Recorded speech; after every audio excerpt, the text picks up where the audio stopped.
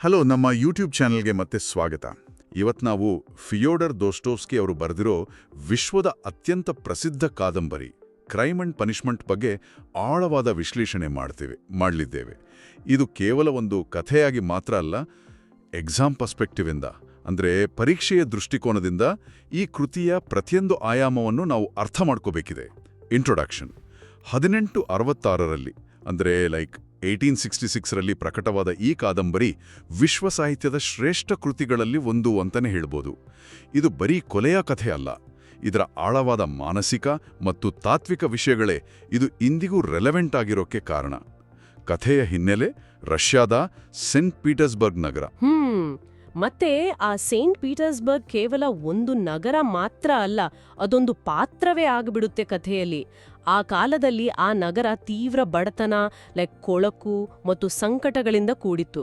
ಈ ಕರಾಳ ವಾತಾವರಣದಲ್ಲೇ ನಮ್ಮ ಕಥೆಯ ಮುಖ್ಯ ಪಾತ್ರ ರೋಡಿಯನ್ ರಾಸ್ಕೊಲ್ನಿಕೋವ್ನ ಪರಿಚಯ ಆಗೋದು. ರೋಡಿಯನ್ ರಾಸ್ಕೊಲ್ನಿಕೋವ್, ಇವನ ಹಿನ್ನೆಲೆ ಏನು? ಇವನೊಬ್ಬ ಬಡ ಆದ್ರೆ ಬಹಳ ಬುದ್ಧಿವಂತ ಮಾಜಿ ವಿದ್ಯಾರ್ಥಿ. ಇವನ ತಲೆಯಲ್ಲಿ ಒಂದು ಅತ್ಯಂತ ಅಪಾಯಕಾರಿ ನಂಬಿಕೆ ಬೆಳೆದಿರುತ್ತೆ. ಅದೇ ಅಸಾಧಾರಣ ವ್ಯಕ್ತಿಗಳ ಸಿದ್ಧಾಂತ ಅಂತ. ಅಂದ್ರೆ ನೆಪೋಲಿಯನ್ನಂಥ ಅಸಾಧಾರಣ ವ್ಯಕ್ತಿಗಳು ಸಮಾಜದ ಒಳಿತಿಗಾಗಿ ಅಥವಾ ತಮ್ಮ ದೊಡ್ಡ ಗುರಿಗಳಿಗಾಗಿ ಸಾಮಾನ್ಯ ನೈತಿಕ ಕಾನೂನುಗಳನ್ನ ಮೀರಬಹುದು ಅನ್ನೋದು ಇವನ ವಾದ. ಒಂದು ನಿಮಿಷ, ಅಂದ್ರೆ ತಾನು ಬುದ್ಧಿವಂತ, ತನ್ನ ಗುರಿ ದೊಡ್ಡದು ಅಂತ ಯಾರನ್ನಾದ್ರೂ ಕೊಲೆ ಮಾಡೋದು ಸರಿ ಅಂತ ಅವನು ನಂಬಿದ್ದಾನ? ಇದು ಹೇಗೆ ಸಾಧ್ಯ? ಇದು ಯಾವ ರೀತಿಯ ಲಾಜಿಕ್? ಮೇಲ್ನೋಟಕ್ಕೆ ಇದು ಕಂಪ್ಲೀಟ್ ಹುಚ್ಚುತನ ಅನ್ಸ್ಬಹುದು. ಆದ್ರೆ ರಾಸ್ಕೊಲ್ನಿಕೋವ್ ಇದನ್ನ ಬಹಳ ತಾರ್ಕಿಕವಾಗಿ ನಂಬ್ತಾನೆ. ಸಮಾಜದಲ್ಲಿ ಹೊಸ ಬದಲಾವಣೆ ತಂದಿರೋ ಮಹಾನ್ ವ್ಯಕ್ತಿಗಳೆಲ್ಲರೂ ಹಳೆಯ ನಿಯಮಗಳನ್ನ ಮುರಿದವರೇ, ರಕ್ತ ಹರಿಸಿದವರೇ ಅಂತ ಅವನ್ ವಾದ ಮಾಡ್ತಾನೆ. ಓಕೆ, ಸೊ ತಾನು ಕೂಡ ಅಲ್ಲಿ ಲಿಸ್ಟಲ್ಲಿದ್ದೀನಿ ಅಂತ ಅನ್ಕೋತಾನ? ಎಕ್ಸಾಕ್ಟ್ಲಿ. ತಾನೂ ಕೂಡ ಅಂಥದ್ದೇ ಒಬ್ಬ ಅಸಾಧಾರಣ ವ್ಯಕ್ತಿ ಅಂತ ಟೆಸ್ಟ್ ಮಾಡೋಕ್ಕೆ ಅವನು ನಿರ್ಧಾರ ಮಾಡ್ತಾನೆ. ಇದೇ ಅಹಂಕಾರದಿಂದ ಒಬ್ಬ ದುರಾಸೆಯ ಲೇವಾದೇವಿಗಾರ್ತಿಯನ್ನ ಅಂದ್ರೆ ಪಾನ್ ಬ್ರೋಕರ್, ಬಡವರ ವಸ್ತುಗಳನ್ನ ಅಡವಿಟ್ಕೊಂಡು ಶೋಷಣೆ ಮಾಡೋ ಮಹಿಳೆಯನ್ನ ಅವನು ಕೊಲೆ ಮಾಡ್ತಾನೆ. ಸಮಾಜಕ್ಕೊಂದು ಪಿಡುಗಾಗಿರೋ ಅವಳನ್ನ ಕೊಂದ್ರು ತಪ್ಪೇನು ಅನ್ನೋದು ಅವನ ಸಮರ್ಥನೆ. ಓಹೋ, ಅಂದ್ರೆ ತಾನೊಂದು ದೊಡ್ಡ ಸಮಾಜ ಸೇವೆ ಮಾಡ್ತಿದ್ದೀನಿ ಅನ್ನೋ ಭ್ರಮೆಯಲ್ಲಿ ಆತ ಕೊಲೆ ಮಾಡ್ತಾನೆ. ಆದ್ರೆ ಆಮೇಲೆ ಏನಾಗುತ್ತೆ? ತಾನು ಅಂದ್ಕೊಂಡಾಗೆ ಅವನು ಮಹಾನ್ ವ್ಯಕ್ತಿ ಆಗ್ತಾನಾ? ಇಲ್ಲವೇ ಇಲ್ಲ. ಅಲ್ಲಿಯೇ ಕಥೆಯ ಅಸಲಿ ತಿರುವಿರೋದು. ಕೊಲೆಯ ನಂತರ ಆ ಅಧಿಕಾರದ ಅಥವಾ ಶ್ರೇಷ್ಠತೆಯ ಅನುಭವದ ಬದಲು ಅವನನ್ನ ಭಯ, ಅಪಾರವಾದ ಅಪರಾಧಿ ಮನೋಭಾವ ಅಂದ್ರೆ ಗಿಲ್ಟ್ ಮತ್ತು ಮಾನಸಿಕ ಅಸ್ವಸ್ಥತೆ ಆವರಿಸಿಕೊಳ್ಳುತ್ತೆ. ಮನುಷ್ಯನ ಆತ್ಮಸಾಕ್ಷಿ ಮತ್ತು ಅವನ ಬೌದ್ಧಿಕ ಅಹಂಕಾರದ ನಡುವೆ ನಡೆಯೋ ಭೀಕರ ಸಂಘರ್ಷ ಇದು. ಅಂದ್ರೆ ತನ್ನ ಥಿಯರಿ ತಪ್ಪು ಅಂತ ಅವನಿಗೆ ರಿಯಲೈಸ್ ಆಗುತ್ತಾ? ಹೌದು.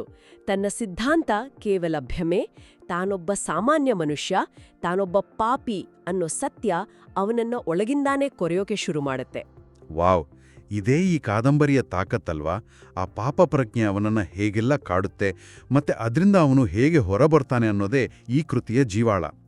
ಸೋನಿಯಾ, ರಜುಮಿಕೆನ್, ಪಾರ್ಫಿರಿ ಮತ್ತೆ ದುನಿಯಾ ಮುಂತಾದ ಪಾತ್ರಗಳು ಅವನ ತಪ್ಪೊಪ್ಪಿಗೆ ಮತ್ತು ವಿಮೋಚನೆಯ ಪಯಣತೆ ಸಹಾಯ ಮಾಡುತ್ತವೆ. ಬಡತನ, ನೈತಿಕತೆ, ಧರ್ಮ ಮತ್ತು ಆಧ್ಯಾತ್ಮಿಕ ಮರುಹುಟ್ಟಿನ ವಿಷಯಗಳನ್ನು ಇದು ಒಳಗೊಂಡಿದೆ. ಈಗ ಈ ಕತೆ ಒಂದು ಸಂಪೂರ್ಣ ಚಿತ್ರಣವನ್ನು ಎಕ್ಸಾಮ್ ದೃಷ್ಟಿಯಿಂದ ನೋಡೋಣ. ಓವರಾಲ್ ಸಮ್ಮರಿ: ರಾಸ್ಕೊಲ್ನಿಕೋವ್ ಅಲಿಯೋನಾ ಇವಾನೋವ್ನ ಅನ್ನೋ ದುರಾಸೆಯ ಲೇವಾದೇವಿಗಾರ್ತಿಯನ್ನು ಕೊಲ್ತಾನೆ. ಅದೇ ಸಮಯದಲ್ಲಿ ಆಕಸ್ಮಿಕವಾಗಿ ಅಲ್ಲಿಗೆ ಬರೋ ಅವಳ ಮುಗ್ಧ ಸಹೋದರಿ ಲಿಜಾವೆಟಾಳನ್ನು ಕೊಲ್ಬೇಕಾದ ಪರಿಸ್ಥಿತಿ ಬರುತ್ತೆ. ಹೌದು. 2 ಕೊಲೆಗಳನ್ನ ಮಾಡಿದ ಮೇಲೆ ಅವನ ಮನಸ್ಸು ಸಂಪೂರ್ಣವಾಗಿ ಕುಸಿದು ಹೋಗುತ್ತೆ. ಆತಂಕ ಮತ್ತೆ ಜ್ವರದಿಂದ ಬಳಲ್ತಾನೆ. ಸಮಾಜದಿಂದ, ತನ್ನ ಪ್ರೀತಿ ಪಾತ್ರರಿಂದಲೂ ದೂರ ಆಗ್ತಾನೆ. ಆದ್ರೆ ಅವನ ಈ ಅಂಧಕಾರದ ಬದುಕಿನಲ್ಲಿ ಸೋನಿಯಾ ಮಾರ್ಮೆಲಾಡೋವ್ ಅನ್ನೋ ಬಡಾ ಧಾರ್ಮಿಕ ಹುಡುಗಿ ಬೆಳಕಿನ ಹಾಗೆ ಬರ್ತಾಳೆ. ಅವಳ ಪಾತ್ರ ತುಂಬಾ ಇಂಪಾರ್ಟೆಂಟ್ ಅಲ್ವಾ? ತುಂಬಾ. ಅವಳು ಕರುಣೆ ಮತ್ತು ಆಧ್ಯಾತ್ಮಿಕ ಮಾರ್ಗದರ್ಶನದ ಸಂಕೇತ ಆಗ್ತಾಳೆ ಅವನಿಗೆ. ಮತ್ತೆ ಇನ್ನೊಂದೆಡೆ ಅವನ ಸ್ನೇಹಿತರ ರಜುಮಿಖಿನ್ ಅವನಿಗೆ ನಿಷ್ಠೆಯಿಂದ ಬೆಂಬಲವಾಗಿ ನಿಲ್ಲುತ್ತಾನೆ. ಆದರೆ ನನಗನ್ಸೋ ಹಾಗೆ ಕಥೆಯ ಥ್ರಿಲ್ ಇರೋದು ಆ ಪೊಲೀಸ್ ಅಧಿಕಾರಿ ಪೋರ್ಫಿರಿ ಪೆಟ್ರೋವಿಚ್ನ ಪ್ರವೇಶದಿಂದ. ಅವನು ಈ ಕೇಸನ್ನ ಸಾಧಾರಣವಾಗಿ ತನಿಖೆ ಮಾಡೋದಿಲ್ಲ, ಬದಲಾಗಿ ಮಾನಸಿಕವಾಗಿ ತನಿಖೆ ನಡೆಸ್ತಾನೆ. ಕರೆಕ್ಟ್. ಮೈಂಡ್ ಗೇಮ್ಸ್ ಮೂಲಕವೇ ತನಿಖೆ ಮಾಡ್ತಾನೆ. ಕೊನೆಗೆ ಏನಾಗುತ್ತೆ ಅಂದ್ರೆ ಯಾವ ಮನುಷ್ಯನೂ ತನ್ನ ನೈತಿಕತೆಯಿಂದ ತನ್ನ ಆತ್ಮಸಾಕ್ಷಿಯಿಂದ ತಪ್ಪಿಸ್ಕೊಳ್ಳೋಕ್ ಸಾಧ್ಯವಿಲ್ಲ ಅಂತ ರಾಸ್ಕೋಲ್ನಿಕೋವ್ಗೆ ಅರ್ಥ ಆಗುತ್ತೆ. ಸೊ ಅವನು ಕನ್ಫೆಸ್ ಮಾಡ್ತಾನ? ಹೌದು. ಸೋನಿಯಾಳ ಪ್ರೇರಣೆಯಿಂದ ಆತ ತನ್ನ ತಪ್ಪನ್ನ ಸಾರ್ವಜನಿಕವಾಗಿ ಒಪ್ಪಿಕೊಳ್ತಾನೆ, ಸೈಬೀರಿಯಾ ಜೈಲಿಗೆ ಹೋಗಿ ಅಲ್ಲಿ ಕಷ್ಟಗಳನ್ನ ಅನುಭವಿಸ್ತಾ ಅಂತಿಮವಾಗಿ ಆಧ್ಯಾತ್ಮಿಕ ಪರಿವರ್ತನೆ ಹೊಂದುತ್ತಾನೆ.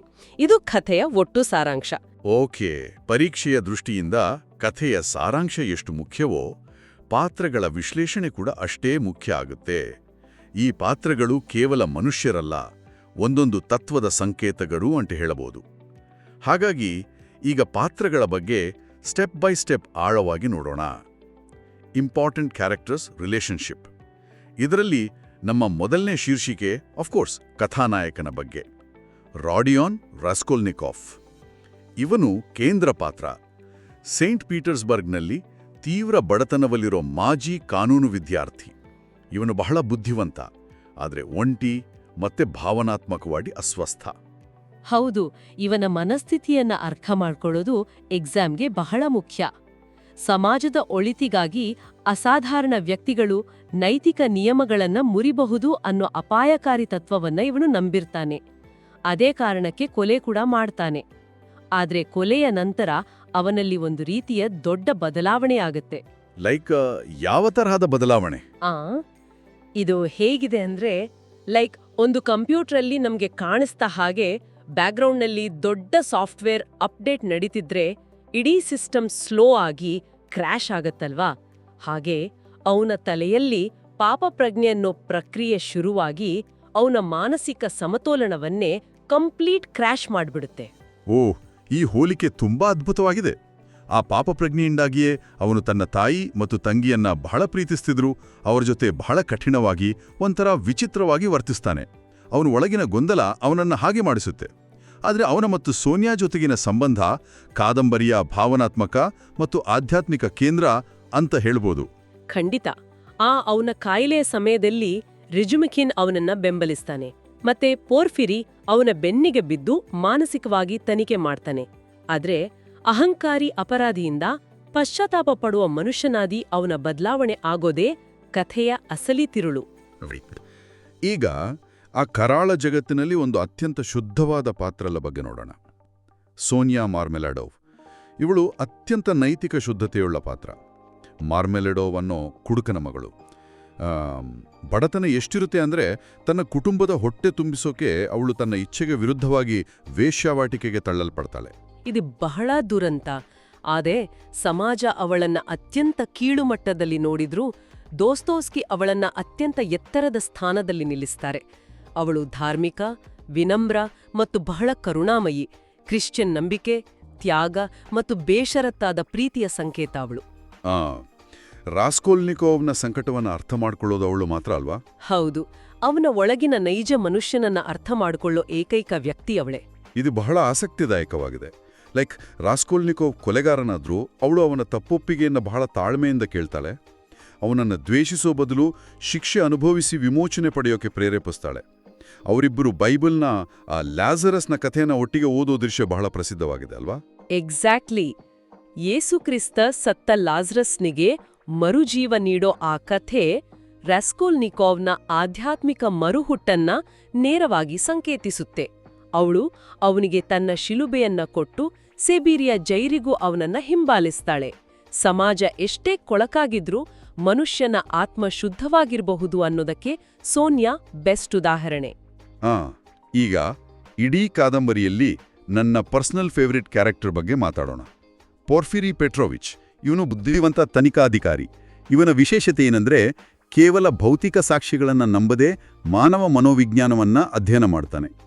ಇವನು ಮಾಮೂಲಿ ಪೊಲೀಸ್ ತರ ರಕ್ತದ ಕಲೆ, ಫಿಂಗರ್ ಪ್ರಿಂಟ್ ಅಂತ ಹುಡುಕೊಂಡು ಕೂರೋದಿಲ್ಲ. ಖಂಡಿತ ಇಲ್ಲ. ಅವನು ಪಕ್ಕ ಮೈಂಡ್ ಗೇಮ್ಸ್ ಆಡ್ತಾನೆ. ರಾಸ್ಕೋಲ್ನಿಕೋವ್ ಬರೆದಿದ್ದ ಒಂದು ಲೇಖನವನ್ನ ಓದಿ ಅವನ ವಿಚಿತ್ರ ನಡವಳಿಕೆಯನ್ನ ಗಮನಿಸಿ ಆರಂಭದಲ್ಲಿಯೇ ಪೋರ್ಫಿರಿಗೆ ಅವನ ಮೇಲೆಯೇ ಅನುಮಾನ ಬರುತ್ತೆ. ಆದ್ರೆ ಅವನು ರಾಸ್ಕೋಲ್ನಿಕೋವ್ನನ್ನ ನೇರವಾಗಿ ಬಂಧಿಸೋದಿಲ್ಲ. ಮತ್ತೇನ್ ಮಾಡ್ತಾನೆ? ಬದಲಿಗೆ ಅಪರಾಧ ಮತ್ತು ನೈತಿಕತೆಯ ಬಗ್ಗೆ ಆತನೊಂದಿಗೆ ಬೌದ್ಧಿಕ ಚರ್ಚೆಗಳನ್ನ ನಡೆಸ್ತಾನೆ. ಲೈಕ್ ಇದು ಒಂಥರ ಇಲಿಯ ಜೊತೆ ಬೆಕ್ಕು ಆಟಾಡ್ದ ಹಾಗೆ. ಬಿಜ ಬಂಧಿಸೋ ಬದಲು ಅಪರಾಧಿಯ ಆತ್ಮಸಾಕ್ಷಿಯೇ ಅವನನ್ನ ಹಿಂಡಿ ಅವನಿಂದಲೇ ತಪ್ಪೊಪ್ಪಿಕೊಳ್ಳುವಂತೆ ಮಾಡ್ತಾನೆ ಅಂತ ಅವನು ನಂಬುತ್ತಾನೆ. ಲೈಕ್ ಇದು ಎಂಥ ಸೈಕಲಾಜಿಕಲ್ ಟಾರ್ಚರ್ ಅಲ್ವಾ? ಹೌದು, ಆದ್ರೆ ಅವನ ಉದ್ದೇಶ ಕೇವಲ ಶಿಕ್ಷೆ ಕೊಡೋದಲ್ಲ. ಅವನು ಕ್ರೂರಿಯಲ್ಲ.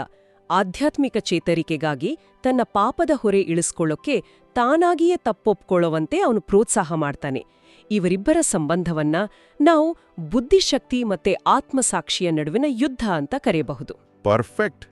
ಇದಾದ್ಮೇಲೆ ಕತೆಗೆ ಸ್ವಲ್ಪ ರಿಲೀಫ್ ಕೊಡೋ ಪಾತ್ರದ ಬಗ್ಗೆ ನೋಡೋಣ.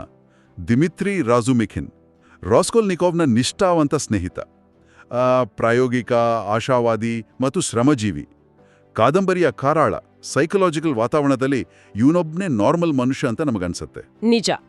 ಸ್ನೇಹಿತನ ಕಾಯಿಲೆಯಲ್ಲಿ ಆರ್ಥಿಕವಾಗಿ ಮತ್ತೆ ಭಾವನಾತ್ಮಕವಾಗಿ ಆಧಾರ ಆಗ್ತಾನೆ.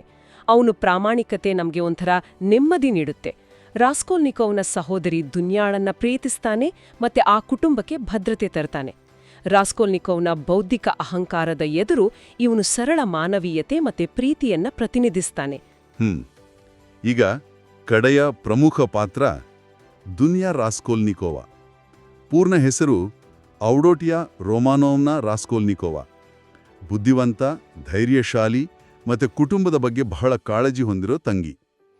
ತನ್ನ ಅಣ್ಣನ ಭವಿಷ್ಯಕ್ಕಾಗಿ, ಕುಟುಂಬದ ಆರ್ಥಿಕ ಸಹಾಯಕ್ಕಾಗಿ ಲುಝೀನನ್ನೋ ಸ್ವಾರ್ಥಿ, ಅಹಂಕಾರಿ ಮನುಷ್ಯನನ್ನ ಮದುವೆಯಾಗಲು ಒಪ್ಪಿ ತ್ಯಾಗಕ್ಕೆ ಸಿದ್ಧಳಾಗ್ತಾಳೆ.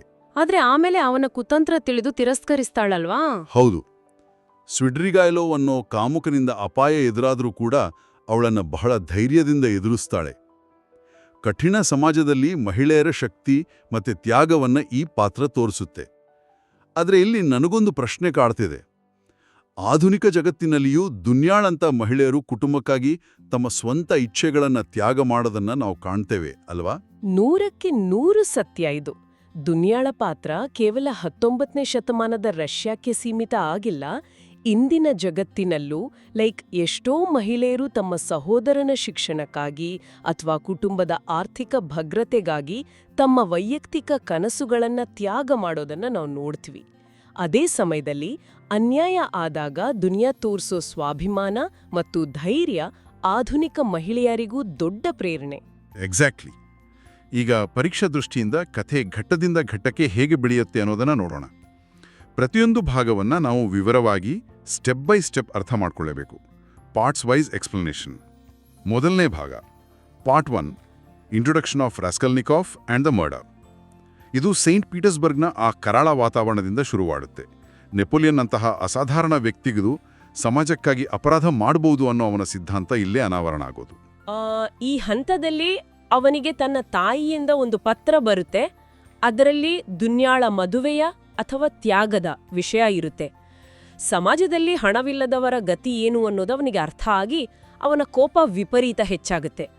ಕುಡುಕ ಮಾರ್ಮೆಲಡೋವ್ ಮತ್ತೆ ಅವನ ಮಗಳು ಸೋನಿಯಾಳ ಭೇಟಿಯಾದಾಗ ಬಡತನದ ಭೀಕರತೆ ಅವನ ಕಣ್ಣಿಗೆ ರಾಚುತ್ತೆ. ಸೊ ಈ ಎಲ್ಲದರ ಹತಾಶೆಯಿಂದ ತನ್ನ ಸಿದ್ಧಾಂತದ ಪ್ರಯೋಗವಾಗಿ ಅಲಿಯೋನಾಳ್ನ ಕೊಡಲಿಯಿಂದ ಕೊಲ್ತಾನೆ. ಮತ್ತೆ ಆಕಸ್ಮಿಕವಾಗಿ ಲಿಜಾವೆಟಾಳ ಕೊಲೆಯನ್ನು ಮಾಡಿ ರಕ್ತಸಿಕ್ತನಾಗಿ ಪರಾರಿಯಾಗ್ತಾನೆ. ಆದ್ರೆ ಆ ಪರಾರಿಯಾಗೋ ಕ್ಷಣದಿಂದಲೇ ಅವನ ಅಸಲಿ ಶಿಕ್ಷೆ ಶುರುವಾಗುತ್ತೆ. ಹೌದು, ಎರಡನೇ ಹಂತದಲ್ಲಿ ಅದೇ ಆಗೋದು. Part 2, his fear, guilt and mental disturbance. ಅವನಿಗೆ ತಾನೊಬ್ಬ ಶ್ರೇಷ್ಠ ವ್ಯಕ್ತಿ ಅನ್ನೋ ಅಧಿಕಾರದ ಭ್ರಮೆ ಬದಲು ಜ್ವರ, ಗೊಂದಲ ಮತ್ತೆ ಭ್ರಮೆಗಳು ಶುರುವಾಗ್ತವೆ. ಇದೊಂದು ರೀತಿಯ ವಿಪರೀತ ಪ್ಯಾರನೋಯ. ರಜುಮಿಖಿನ್ ಅವನ ಆರೈಕೆ ಮಾಡ್ತಾನೆ ನಿಜ, ಆದ್ರೆ ರಾಸ್ಕೊಲ್ನಿಕೋವ್ಗೆ ಪೊಲೀಸರ ಬಗ್ಗೆ ವಿಪರೀತ ಭಯ ಇರುತ್ತೆ. ಎಲ್ಲರ ಮೇಲೂ ಅನುಮಾನ ಶುರುವಾಗುತ್ತೆ. ತಾನು ಸಿಕ್ಕಿ ಬಿಡ್ತೀನೋ ಅಂತ ತನ್ನ ತಪ್ಪನ್ನ ಮುಚ್ಚಿಡೋಕೆ ಹೆಣಗಾಡ್ತಾನೆ. ಇದೇ ಟೈಮಲ್ಲಿ ಮಾರ್ಮೆಲಡೋವ್ ಕೂಡ ಸಾಯ್ತಾನೆ ಅಲ್ವಾ? ಹೌದು, ಇದೇ ಸಮಯದಲ್ಲಿ ಮಾರ್ಮೆಲಡೋವ್ನ ಸಾವಾಗತ್ತೆ. ಬಡ ಕುಟುಂಬದ ಕಷ್ಟಗಳು ಅನಾವರಣಗೊಳ್ತವೆ. ಇದು ಅವನ ಮಾನಸಿಕ ಪತನದ, ಅವನ ಒಳಗಿನ ನೈತಿಕ ಕುಸಿತದ ಆರಂಭ ಅಂತ ಹೇಳಬಹುದು. ಈಗ ಮೂರನೇ ಹಂತ, ಕಥೆಯ ಗತಿಯಲ್ಲಿ ಸಂಪೂರ್ಣ ಬದಲಾಗತ್ತೆ. Part 3, investigation and family issues. ತಾಯಿ ಮತ್ತು ತಂಗಿ ಬರ್ತಾರೆ. ಲುಝೀನ್ನ ಸ್ವಾರ್ಥ ಬಯಲಾಗತ್ತೆ. ರಾಸ್ಕೊಲ್ನಿಕೋವ್ ಆ ಮದುವೆಯನ್ನ ತೀವ್ರವಾಗಿ ವಿರೋಧಿಸ್ತಾನೆ. ಮತ್ತೆ ಇದೇ ಭಾಗದಲ್ಲಿ ತನಿಖಾಧಿಕಾರಿ ಪೋರ್ಫಿರಿಯ ಪ್ರವೇಶ ಆಗತ್ತೆ. ಅಪರಾಧದ ಬಗ್ಗೆ ಬೌದ್ಧಿಕ ಚರ್ಚೆಗಳು ಶುರುವಾಗ್ತವೆ. ಪೋರ್ಫಿರಿ ಅವನನ್ನ ಮಾನಸಿಕವಾಗಿ ಮೂಳೆಗುಂಪು ಮಾಡೋಕ್ ಶುರು ಮಾಡ್ತಾನೆ. ಸೋನಿಯಾಳ ಜೊತೆಗಿನ ಅವನ ಒಡನಾಟವು ಬೆಳೆಯುತ್ತೆ. ಇದು ಕೇವಲ ಕ್ರೈಮ್ ಸ್ಟೋರಿಯಾಗಿ ಉಳಿದೆ ಒಂದು ಪಕ್ಕಾ ಸೈಕೊಲಾಜಿಕಲ್ ಡ್ರಾಮಾವಾಗಿ ಬದಲಾಗುವ ಘಟ್ಟ ಇದು. ಮುಂದಿನ ಹಂತ, part 4, Sonia's influence and psychological tension. ಇಲ್ಲಿ ಲುಸಿನ್ ತನ್ನ ಸೇಡಿಗಾಗಿ ಸಾರ್ವಜನಿಕವಾಗಿ ಸೋನ್ಯಾಳ ಮೇಲೆ ಕಳ್ತನದ ಸುಳ್ಳು ಆರೋಪ ಮಾಡ್ತಾನೆ. ಆದರೆ ಅವನ ಮೋಸ ಬಯಲಾಗಿ ದುನ್ಯಾ ಅವನನ್ನ ಸಂಪೂರ್ಣವಾಗಿ ತಿರಸ್ಕರಿಸ್ತಾಳೆ. ಈ ಘಟನೆ ಸೋನ್ಯಾಳ ಮೇಲಿನ ರಾಸ್ಕೊಲ್ನಿಕೋವ್ನ ಗೌರವವನ್ನ ಇನ್ನಷ್ಟು ಹೆಚ್ಚಿಸುತ್ತೆ. ತನ್ನ ಒಳಗಿನ ಭಾರವನ್ನ ಇಳಿಸ್ಕೊಳ್ಳೋಕೆ ಅವನು ಸೋನ್ಯಾಗೆ ಕೊಲೆಯ ಸತ್ಯವನ್ನ ಒಪ್ಪುಕೊಳ್ತಾನೆ. ಅವಳ ರಿಯಾಕ್ಷನ್ ಏನಿರುತ್ತೆ? ಅವಳು ಆಘಾತಗೊಂಡ್ರೂ ಅವನನ್ನ ಪ್ರೀತಿಯಿಂದ ಕ್ಷಮಿಸ್ತಾಳೆ. ಭೂಮಿಗೆ ಮುತ್ತಿಟ್ಟು ಸಾರ್ವಜನಿಕವಾಗಿ ತಪ್ಪೊಪ್ಪುಕೊಳ್ಳಲು ಅವಳವನಿಗೆ ಪ್ರೇರೇಪಿಸ್ತಾಳೆ. ಇಲ್ಲಿ ಸ್ವಿಡ್ರಿಗೈಲೋವ್ನ ಪಾತ್ರ ಪ್ರಾಮುಖ್ಯತೆ ಪಡೆಯುತ್ತೆ. ಹೌದು, ಇದು ಬಹಳ ಟ್ವಿಸ್ಟ್ ಇರೋ ಜಾಗ. Part 5 confession related developments. ಅಹಂಕಾರ ಮತ್ತೆ ಪಶ್ಚಾತ್ತಾಪದ ನಡುವೆ ರಾಸ್ಕೊಲ್ನಿಕೋವ್ನ ತೀವ್ರ ಹೋರಾಟ ನಡೆಯುತ್ತೆ. ಸ್ವಿಡ್ರಿಗೈಲೋವ್ ಕದ್ದು ಇವರ ಸಂಭಾಷಣೆಯನ್ನ ಕೇಳಿಸ್ಕೊಳ್ತಾನೆ. ಆ ರಹಸ್ಯವನ್ನ ಇಟ್ಕೊಂಡು ದುನ್ಯಾಳನ್ನ ಬ್ಲ್ಯಾಕ್ ಮೇಲ್ ಮಾಡೋಕೆ ಯತ್ನಿಸ್ತಾನೆ. ಆದರೆ ವಿಫಲನಾಗಿ ಕೊನೆಗೆ ಆತ್ಮಹತ್ಯೆ ಮಾಡ್ಕೊಳ್ತಾನೆ. ನನ್ಗಿಲ್ಲೊಂದು ಸ್ವಲ್ಪ ಕನ್ಫ್ಯೂಷನ್ ಇದೆ. ಅಪರಾಧ ಮಾಡಿದ ರಾಸ್ಕೊಲ್ನಿಕೋವ್ ತಪ್ಪೊಪ್ಕೊಳ್ಳೋಕೆ ಮುಂದಾಗ್ತಾನೆ, ಆದರೆ ಯಾಕೆ ಆತ್ಮಹತ್ಯೆ ಮಾಡ್ಕೊಳ್ತಾನೆ? ಇದು ದೋಸ್ಟೋವ್ಸ್ಕಿಯವರ ಅದ್ಭುತ ವಿಶ್ಲೇಷಣೆ. ಸ್ವಿಡ್ರಿಗೈಲೋವ್ ಅನ್ನೋ ಪಾತ್ರ ಸಂಪೂರ್ಣ ಭ್ರಷ್ಟಾಚಾರದ ಸಂಕೇತ. ಅವನಿಗೆ ಯಾವುದೇ ನೈತಿಕ ಮೌಲ್ಯಗಳಿಲ್ಲ, ನೈತಿಕತೆ ಇಲ್ಲದ ಬದುಕು ಶೂನ್ಯ, ಮತ್ತು ಅದು ಅಂತಿಮವಾಗಿ ವಿನಾಶಕ್ಕೆ ಅಂದ್ರೆ ಆತ್ಮಹತ್ಯೆಗೆ ಕೊಂಡೊಯ್ಯುತ್ತೆ ಅನ್ನೋದನ್ನ ಇದು ತೋರಿಸುತ್ತೆ. ಸೋನ್ಯಾಳ ಆಧ್ಯಾತ್ಮಿಕ ಶಕ್ತಿಯ ಮುಂದೆ ತನ್ನ ಅಹಂಕಾರ ಶೂನ್ಯ ಅಂತ ರಾಸ್ಕೊಲ್ನಿಕೋವ್ಗೆ ಇಲ್ಲಿ ಅರಿವಾಗುತ್ತೆ. ಈಗ ಅರ್ಥ ಆಯ್ತು. ಈಗ ಕಥೆಯ ಅಂತಿಮ ಹಂತಗಳು. Part 6 final mental struggle and surrender. ಪೋರ್ಫಿರಿಯಾ ಪರೋಕ್ಷ ಎಚ್ಚರಿಕೆ ಮತ್ತು ಸ್ವಯಂ ಪ್ರೇರಿತ ತಪ್ಪೊಪ್ಪಿಗೆಗೆ ಅವನು ನೀಡುವ ಪ್ರೋತ್ಸಾಹ ಇಲ್ಲಿ ಬರುತ್ತೆ. ಸೋನ್ಯಾಳ ನಿರಂತರ ಬೆಂಬಲ ಇರುತ್ತೆ. ಪಾಪದ ಹೊರೆಯೊಂದಿಗೆ ಬದುಕಲು ಸಾಧ್ಯವಿಲ್ಲ ಅನ್ನೋ ನಿರ್ಧಾರಕ್ಕೆ ಅವನು ಅಂತಿಮವಾಗಿ ಬರುತ್ತಾನೆ. ಇದು ಮನುಷ್ಯನ ಆತ್ಮಸಾಕ್ಷಿಯ ಗೆಲುವು. ಅಹಂಕಾರ ಮಂಡಿಯುರುವ ಕ್ಷಣ ಇದು. ಕರೆಕ್ಟ್. ಕೊನೆಯದಾಗಿ ಎಪಿಲಾಗ್, Siberia imprisonment and spiritual redemption. Police ಠಾಣೆಯಲ್ಲಿ ಬಹಿರಂಗವಾಗಿ ತಪ್ಪೊಪ್ಪಿಗೆಯ ನಂತರ ಸೈಬೀರಿಯಾ ಜೈಲಿಗೆ ಶಿಕ್ಷೆ ಆಡುತ್ತೆ. ಸೋನಿಯಾ ಅವನನ್ನು ಹಿಂಬಾಲಿಸ್ತಾಳೆ. ಆರಂಭದಲ್ಲಿ ಜೈಲಿನಲ್ಲೂ ಅಹಂಕಾರದಿಂದಲೇ ಇರ್ತಾನೆ. ಹೌದು, ತಾನು ತಪ್ಪು ಮಾಡದೆ ಅಂತಲ್ಲ, ಬದಲಾಗಿ ತಾನು ಸಿಕ್ಕಿಬಿದ್ದೇನಲ್ಲ, ತಾನು ಅಸಾಧಾರಣ ವ್ಯಕ್ತಿಯಾಗೋಕೆ ವಿಫಲನಾದೇನಲ್ಲ ಅನ್ನೋ ಹತಾಶೆ ಅವನಲ್ಲಿರುತ್ತೆ. ಆದ್ರೆ ಕಾಲಕ್ರಮೇಣ ಸೋನ್ಯಾಳ ಪ್ರೀತಿಯಿಂದ ಅವನ ಹೃದಯ ಕರಗುತ್ತೆ. ಪ್ರೀತಿ, ನಂಬಿಕೆ ಮತ್ತು ಮಾನವೀಯತೆಯ ಮೌಲ್ಯವನ್ನ ಆತ ಅರಿತುಕೊಳ್ತಾನೆ. ಇದೇ ನಿಜವಾದ ಮರುಹುಟ್ಟು. ಅದ್ಭುತ. ಇಡೀ ಕಥೆ ಕ್ಲಿಯರ್ ಆಗಿ ಅರ್ಥ ಆಯಿತು. ಈಗ ಪರೀಕ್ಷಾ ದೃಷ್ಟಿಯಿಂದ ನಾವು ಉತ್ತರ ಬರೆಯುವಾಗ ಖಂಡಿತವಾಗಿಯೂ ಉಲ್ಲೇಖಿಸಬೇಕಾದ ಅತ್ಯಂತ ಪ್ರಮುಖವಾದ ಥೀಮ್ಸ್ ಅಥವಾ ವಿಷಯಗಳನ್ನು ನೋಡೋಣ. ಪ್ರತಿಯೊಂದು ಶೀರ್ಷಿಕೆಯನ್ನು ಆಳವಾಗಿ ವಿಶ್ಲೇಷಿಸೋಣ. ಮೊದಲನೇದು, ಕ್ರೈಮ್ ಆ್ಯಂಡ್ ಗಿಲ್ಟ್. ಕಾನೂನು ನೀಡೋ ಶಿಕ್ಷೆಗಿಂತ ಪಾಪಪ್ರಜ್ಞೆ ಮನುಷ್ಯನಿಗೆ ಕೊಡೋ ಶಿಕ್ಷೆಯೇ ಅತಿ ದೊಡ್ಡದು ಅನ್ನೋದನ್ನು ಈ ಕಾದಂಬರಿ ಸಾಬೀತು ಮಾಡುತ್ತೆ. ಕೇವಲ ಜೈಲಿಗಾಕೋದು ಶಿಕ್ಷೆ ಅಲ್ಲ, ಮನಸ್ಸಿನೊಳಗಿನ ನರಕವೇ ನಿಜವಾದ ಶಿಕ್ಷೆ. ಹೌದು. ಎರಡನೇ ಶೀರ್ಷಿಕೆ, ಸೈಕೊಲಾಜಿಕಲ್ ಕಾನ್ಫ್ಲಿಕ್ಟ್. ಅಪರಾಧದ ನಂತರ ಕಾಡೋ ಭಯ, ಏಕಾಂಗಿತನ ಮತ್ತೆ ನೈತಿಕ ಹೋರಾಟವನ್ನ ದೋಸ್ತೋವ್ಸ್ಕಿ ಇಲ್ಲಿ ಬಹಳ ಆಳವಾಗಿ ವಿಶ್ಲೇಷಿಸಿದ್ದಾರೆ. ರಾಸ್ಕೊಲ್ನಿಕೋವ್ನ ಮನಸ್ಸು ಒಂದು ರೀತಿಯ ಯುದ್ಧಭೂಮಿ ಅಥವಾ ಮಾನಸಿಕ ಕುರುಕ್ಷೇತ್ರವಾಗಿ ಬದಲಾಗುತ್ತೆ. ಮೂರನೇ theme, poverty and social suffering. ಬಡತನವು ಜನರನ್ನ ಹೇಗೆ ಹತಾಶೆ, ಅವಮಾನ ಮತ್ತು ಕೆಲವೊಮ್ಮೆ ಅಪರಾಧಕ್ಕೂ ತಳ್ಳುತ್ತೆ ಅನ್ನೋ ರಷ್ಯಾದ ಸಮಾಜದ ನೈಜ ಚಿತ್ರಣವನ್ನ ಇಲ್ಲಿ ನೋಡ್ಬೋದು. ಮಾರ್ಮೆಲಾಡೋವ್ ಕುಟುಂಬದ ಕಷ್ಟಗಳು ಇದಕ್ಕೆ ದೊಡ್ಡ ಸಾಕ್ಷಿ. ಖಂಡಿತ. ನಾಲ್ಕನೇ ಥೀಮ್ ನೋಡೋದಾದ್ರೆ ರಿಡೆಂಪ್ಷನ್ ಥ್ರೂ ಸಫರಿಂಗ್. ಇದು ಎಕ್ಸಾಮ್ಗೆ ಬಹಳ ಮುಖ್ಯವಾದದ್ದು. ಸುಮ್ನೆ ನಾನ್ ತಪ್ಪು ಮಾಡಿದೆ ಅಂದಕ್ಷಣ ಪಾಪ ಪರಿಹಾರ ಆಗೋದಿಲ್ಲ. ನಿಜವಾದ ವಿಮೋಚನೆಯು ತಪ್ಪೊಪ್ಪಿಗೆ, ಕಷ್ಟವನ್ನ ಅನುಭವಿಸುವುದು, ನಂಬಿಕೆ ಮತ್ತು ಅಂತಿಮವಾಗಿ ಆಧ್ಯಾತ್ಮಿಕ ಪರಿವರ್ತನೆಯಿಂದ ಮಾತ್ರ ಸಾಧ್ಯ. ಐದನೇ ಥೀಮ್, ಮೊರಾಲಿಟಿ ಆ್ಯಂಡ್ ರಿಲಿಜನ್. ಕರುಣೆ, ಕ್ಷಮೆ ಮತ್ತು ಪ್ರೀತಿಯಂತಹ ಮೌಲ್ಯಗಳನ್ನು, ವಿಶೇಷವಾಗಿ ಕ್ರಿಶ್ಚಿಯನ್ ಮೌಲ್ಯಗಳನ್ನು ಸೋನಿಯಾ ಪಾತ್ರದ ಮೂಲಕ ತೋರಿಸಲಾಗಿದೆ. ಎಷ್ಟೇ ಕತ್ತಲಿದ್ರೂ ನೈತಿಕತೆ ಅನ್ನೋ ಬೆಳಕು ಇರಲೇಬೇಕು. ಹೌದು. ಮತ್ತು ಕೊನೆಯ ಬಹುಮುಖ್ಯ theme, the theory of the extraordinary man. ಶ್ರೇಷ್ಠ ವ್ಯಕ್ತಿಗಳು ಅಥವಾ ತಮಗೆ ದೊಡ್ಡ ಗುರಿಗಳಿವೆ ಅಂತ ನಂಬುವವರು ಕಾನೂನು ಮತ್ತೆ ನೈತಿಕತೆಯನ್ನ ಮುರಿಯಬಹುದು ಅನ್ನೋ ರಾಸ್ಕೊಲ್ನಿಕೋವ್ನ ತಪ್ಪು ಕಲ್ಪನೆ ಇದು. ಕಾದಂಬರಿಯು ಈ ಅಪಾಯಕಾರಿ ಸಿದ್ಧಾಂತವನ್ನ ಸಂಪೂರ್ಣವಾಗಿ ನಿರ್ದಾಕ್ಷಿಣ್ಯವಾಗಿ ತಿರಸ್ಕರಿಸುತ್ತೆ. ಈ ಎಲ್ಲ ವಿಶ್ಲೇಷಣೆಯ ನಂತರ ನಾವು ನಮ್ಮ ಮುಕ್ತಾಯದ ಹಂತಕ್ಕೆ ಬಂದಿದ್ದೇವೆ. ಕನ್ಕ್ಲೂಷನ್. ಇದು ಕೇವಲ ಕಥೆಯಲ್ಲ, ಇದು ಮಾನವ ಮನೋವಿಜ್ಞಾನ, ನೈತಿಕತೆ, ಪಾಪ ಪ್ರಜ್ಞೆ ಮತ್ತೆ ವಿಮೋಚನೆಯ ಆಳವಾದ ವಿಶ್ಲೇಷಣೆಯಾಗಿದೆ. ಜಗತ್ತಿನಲ್ಲಿ ಯಾವ ವ್ಯಕ್ತಿಯೂ ತನ್ನ ಆತ್ಮಸಾಕ್ಷಿ ಮತ್ತೆ ನೈತಿಕ ಹೊಣೆಗಾರಿಕೆಯಿಂದ ತಪ್ಪಿಸಿಕೊಳ್ಳಲು ಸಾಧ್ಯವಿಲ್ಲ ಅಂತ ದೋಸ್ತೋವ್ಸ್ಕಿ ಸ್ಪಷ್ಟವಾಗಿ ತೋರಿಸಿದ್ದಾರೆ. ಪ್ರೀತಿ, ನಂಬಿಕೆ ಮತ್ತೆ ಕರುಣೆ ಆಂತರಿಕ ಶಾಂತಿಗೆ ಅತ್ಯಗತ್ಯ. ಮತ್ತೆ ಎಷ್ಟೇ ದೊಡ್ಡ ಪಾಪ ಮಾಡಿದ್ರೂ ಪ್ರಾಮಾಣಿಕ ಪಶ್ಚಾತ್ತಾಪದ ಮೂಲಕ ಮನುಷ್ಯ ಮರುಹುಟ್ಟು ಪಡಿಬಹುದು ಅನ್ನೋ ಆಶಾಭಾವನೆಯನ್ನ ಈ ಕೃತಿ ನೀಡುತ್ತೆ. ಕರಾರುವಾಕ್ ವಿಶ್ಲೇಷಣೆ. ಇಂದಿನ ಈ ಆಳವಾದ ವಿಶ್ಲೇಷಣೆ ನಿಮ್ಮ ಪರೀಕ್ಷಾ ತಯಾರಿಗೆ ಮತ್ತೆ ಕೃತಿಯನ್ನು ಸಂಪೂರ್ಣವಾಗಿ ಅರ್ಥ ಮಾಡ್ಕೊಳ್ಳೋಕ್ಕೂ ಉಪಯುಕ್ತವಾಗಿದೆ ಅಂತ ಭಾವಿಸ್ತೀವಿ. ಇಂತಹ ಮತ್ತಷ್ಟು ಆಸಕ್ತಿದಾಯಕ, ಜ್ಞಾನವರ್ಧಕ ವಿಡಿಯೋಗಳಿಗಾಗಿ ನಮ್ಮ ಯೂಟ್ಯೂಬ್ ಚಾನೆಲ್ಗೆ ತಪ್ಪದೆ ಸಬ್ಸ್ಕ್ರೈಬ್ ಆಗಿ. ಧನ್ಯವಾದಗಳು. If you find this explanation of Crime and Punishment by Fyodor Dostoevsky helpful, kindly subscribe to this YouTube channel for more English literature and literary theory lectures. Jai RCBI.